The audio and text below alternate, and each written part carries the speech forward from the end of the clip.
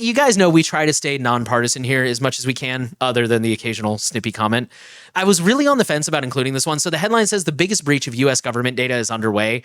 And I feel like that was kind of a sensational headline until they kind of made a good point. For those of you who don't know, who have been living under a rock, as Henry just said, I envy you.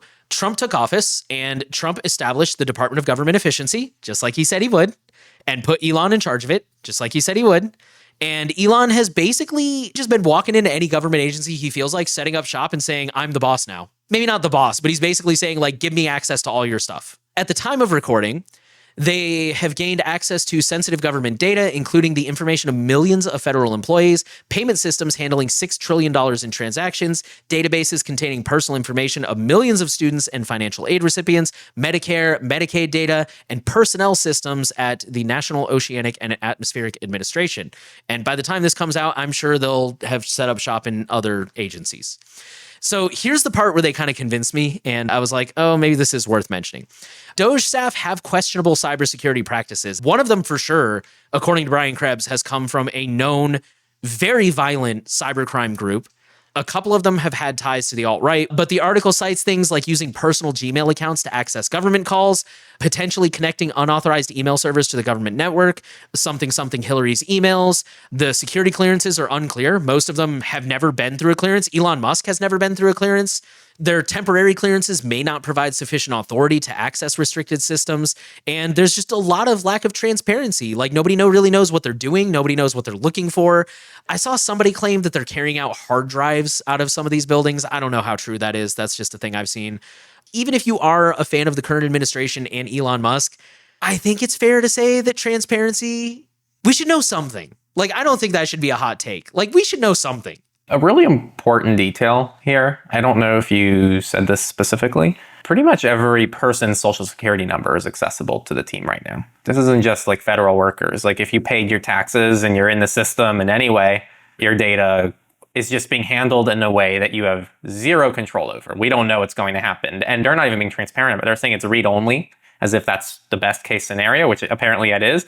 And there's a lot of talk that it's not read-only, it's write-only. Apparently that changes things. I mean, it does, but not in the context of privacy. I'm glad you brought that up, actually, because that was something that I thought about when I read this story that I forgot to mention, is like, it really sucks because we try so hard to cater to the average individual. For those of you who are veterans in the crowd, you know that privacy can turn into a rabbit hole, and it can be really overwhelming, and it can also be a lot of work. The message I try to bring to people is, like, privacy doesn't have to be hard. You don't have to go give up your job and your phone and go live in a cabin in the woods and never talk to anyone ever again. But now you do. I mean, pretty much.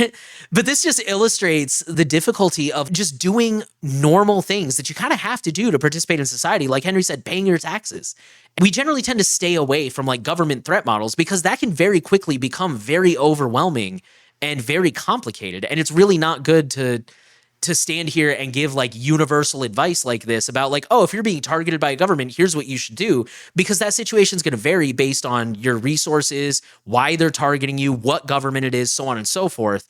What I'm getting at is the thing that I think is actionable for average users that stuck out to me with this story is unelected individual who's doing God knows what, don't know what their motives are. That is kind of a data breach. And this is just kind of our reminder that even though we kind of might be screwed on this one, because again, you got to pay your taxes, or I recommend you pay your taxes. You do you. I'm not here to tell you how to live your life. But it's just a reminder that like we don't know where that data is going to end up. And I don't think anybody 6 months ago had this on their bingo card. It's just weird to think about this data is now out there like that. I don't know how to put into words what I'm trying to say, but like that was what stuck out to me when I was reading this story. And I'm like, yeah, this, at very least, it's very reminiscent of a data breach. And for most of us, that's probably not a big deal, but it might be. We don't know. We don't know because we don't know what they're doing.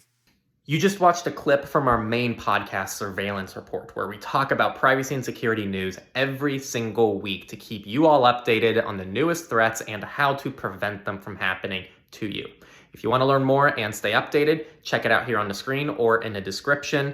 And there's also an audio-only version that you can also find down in the description. We'll see you there. Thanks for watching.